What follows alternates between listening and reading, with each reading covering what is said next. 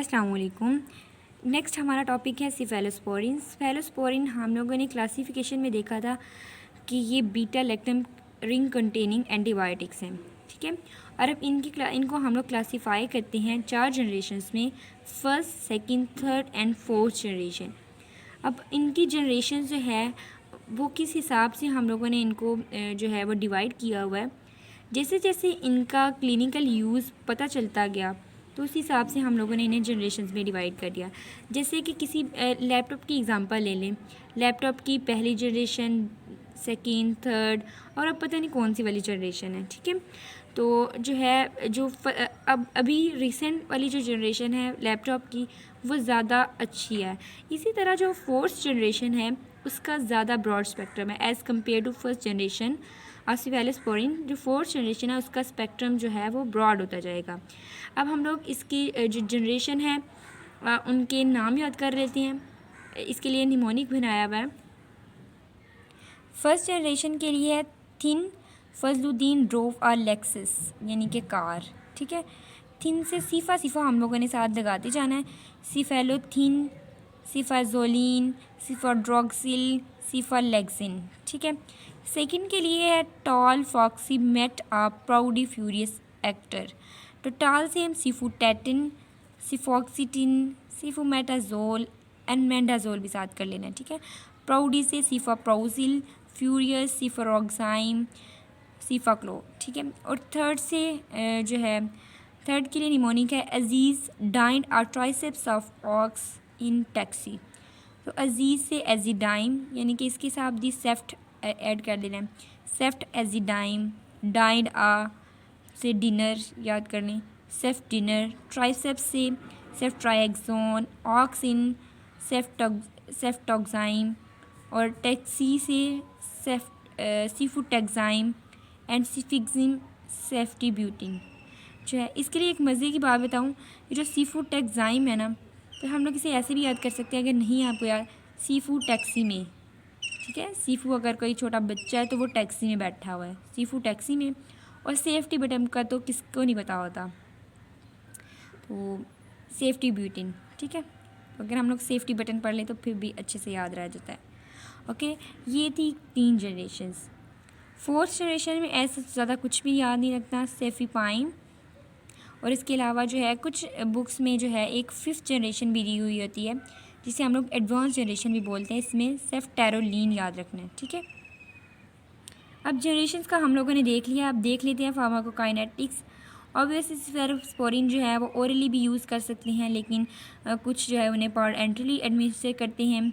वो साथ साथ हम लोग पढ़ते जाएंगे और देखते जाएंगे कि पार एंट्रली कौन सी देते हैं, ओरली कौन सी देते हैं, ठीक है। इनकी एक्सक्रीशन जो है वो रीनल एक्सक्रीशन के थ्रू जो है वो एलिमिनेट होती हैं।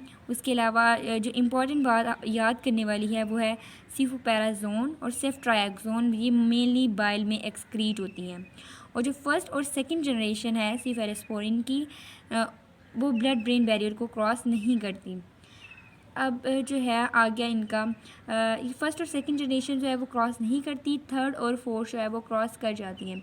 लेकिन एक MCQ पॉइंट है कि जो सेकंड जनरेशन है, सेकंड जनरेशन, इसमें सिफुरोक्साइम जो है वो ब्लड ब्रेन बैरियर को क्रॉस कर जाता है, ठीक है। ये एक एक्सेप्शन है और MCQ इसमें पूछा जा सकता है। उसके अलावा अब आ गए हम लोग जो है mechanism of action and resistance. इसके लिए परेशानी वाली कोई बात ही नहीं है। पेंसिलिन वाला सेम पेंसिलिन वाला मैकेनिज़्म ऑफ एक्शन है और वही मैकेनिज़्म ऑफ रेजिस्टेंस में जो पॉइंट्स मैंने आपको बताए थे वही करनी है, ठीक है। अगर जो है किसी ने पेंसिलिन वाली वीडियो नहीं देखी तो वो पहले पेंसिलिन वाली वीडियो देख ले, देन ये वाली आपके लिए बहुत ईजी हो जाएगा। जो है इसमें एक बात लिखी हुई है कि ये जो सिफेलोस्पोरिन है ये beta lactam ring containing antibiotics हैं, यानी इन पे बीटा लैक्टेमेजेस एक्ट कर सकते हैं, लेकिन जितना ज़्यादा वो पेंसिलिन पे एक्ट करते हैं उतनी ज़्यादा इफ़ेक्टिव नहीं होते, ठीक है। सिफेलोस्पोरिन के लिए उतने ज़्यादा एक्टिव नहीं होते। इसके अलावा जो हम लोगों ने पेंसिलिन में पढ़ा था मेथिसिलिन रेजिस्टेंस स्टेफिलोकोकाई जो है ये मरसा, यानी वो जो है वो सिफेलोस्पोरिन के लिए भी रेजिस्टेंट होते हैं, ठीक है। वो सिफेलोस्पोरिन को भी रिस्पॉन्ड नहीं करते, ठीक है। उनके लिए हम लोगों ने कौन से पढ़ा था, उनके लिए हम लोग देते हैं वैंकोमाइसिन। ठीक है। अच्छा, अब आ गए ये जो इनकी 4 जनरेशन है उसका स्पेक्ट्रम देख लेते हैं। स्पेक्ट्रम के लिए हमने एक निमोनिक बनाया हुआ है, ठीक है। सबसे पहले फर्स्ट जनरेशन के लिए किस या कैस, जो भी आपने पढ़ना है वो पढ़ लो, ठीक है। कोई ना कोई निमोनिक तो बनाना था ना, तो इस तरह की चीज़ें याद रहती हैं निमोनिक बनाने से। तो सबसे पहले Klebsiella pneumonia, E coli, staphylococcus and streptococcus. जो स्ट्रेप्टोकोकस स्टेफिलोकोकस है ग्राम पॉजिटिव बैक्टीरिया हैं, ठीक है। उसके अलावा जो है क्लेब्सिला निमोनिया एटिपिकल है, इकोलाई नेगेटिव है। एक बात आपने याद रखनी है कि जो फर्स्ट जनरेशन से 4th जनरेशन तक जब हम लोग मूव करेंगे तो फर्स्ट जनरेशन जो है वो ग्राम पॉजिटिव के लिए ज़्यादा इफ़ेक्टिव होती है, और जो 4th तक जाते जाते उसका स्पेक्ट्रम जो है वो ब्रॉड होता जाता है, और वो नेगेटिव के लिए भी जो है वो अपनी एक्टिविटी शो करना शुरू कर देती है। जिस तरह जो फर्स्ट वाली जनरेशन है इसके लिए हम लोग किस बनाया या कैस, जो भी आपने बोला है वो तो ये ग्राम पॉजिटिव के लिए मेनली इनकी एक्टिविटी है, ठीक है। अब हम लोग जब सेकंड पढ़ेंगे तो इसमें कैस जो है वो आ जाएगा, साथ बेन हैन मैन कर लें, ठीक है। बेन से बैक्टीरियोइड्स, एच से हीमोफिलस इन्फ्लुएंजा, एम से एम कैटारालिस जो है कि कैस के लिए कैस को भी रिस्पॉन्ड करेंगे, लेकिन इनकी ज़्यादा एक्टिविटी जो है बेन हैन मैन यानी बैक्टीरियोइड्स, हीमोफिलस इन्फ्लुएंजा और एम कैटारालिस के लिए ज़्यादा होगी, ठीक है। उसके अलावा थर्ड जनरेशन में हम लोगों ने फर्स्ट और सेकेंड वाली भी ऐड कर देनी है, और साथ पिन्स याद कर लेना है, प्रोविडेंशिया, इन्फ्लुएंजा, नेजेरिया और सिरेशिया, ठीक है। अब ये जो है ये फर्स्ट और सेकंड के लिए तो अपनी एक्टिविटी शो करेगी, लेकिन इतनी ज़्यादा नहीं जितनी पिन्स के लिए करेगी, ओके। फोर्थ जनरेशन के स्पेक्ट्रम के लिए आपने 1+3 का रूल याद करना है, ठीक है। 1+3 यानी 4।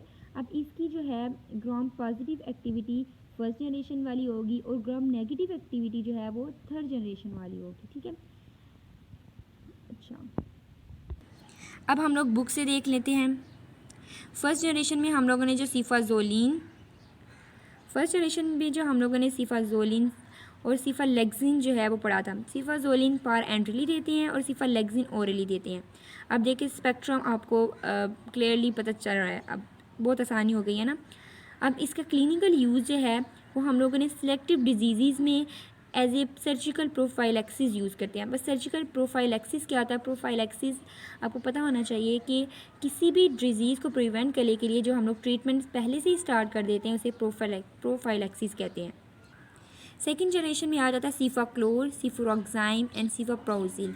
सिफोरॉक्साइम के लिए मैंने आपको जो है एक यूनिक बात बताई थी जो MCQs में पूछ सकते हैं कि ये CNS को क्रॉस कर सकती है। फर्स्ट और सेकंड जनरेशन जो है वो ब्लड ब्रेन बैरियर को क्रॉस नहीं करती, लेकिन सिफोरॉक्साइम जो है वो क्रॉस कर सकती है, ठीक है। उसके अलावा इसका स्पेक्ट्रम जो है मैं आपको ऑलरेडी बता चुकी हूँ। क्लिनिकल यूजेस में जो एनएरोबिक बैक्टीरिया जो हैं जिस तरह बैक्टीरियोइड्स, उसके लिए हम लोग सिफोटेटिन और सिफॉक्सिटिन देते हैं। साइनस, ईयर और रेस्पिरेटरी इन्फेक्शंस जो कि हीमोफिलस इन्फ्लुएंजा और एम कैटारालिस की वजह से हो सकते हैं जो है उनके लिए हम लोग देते हैं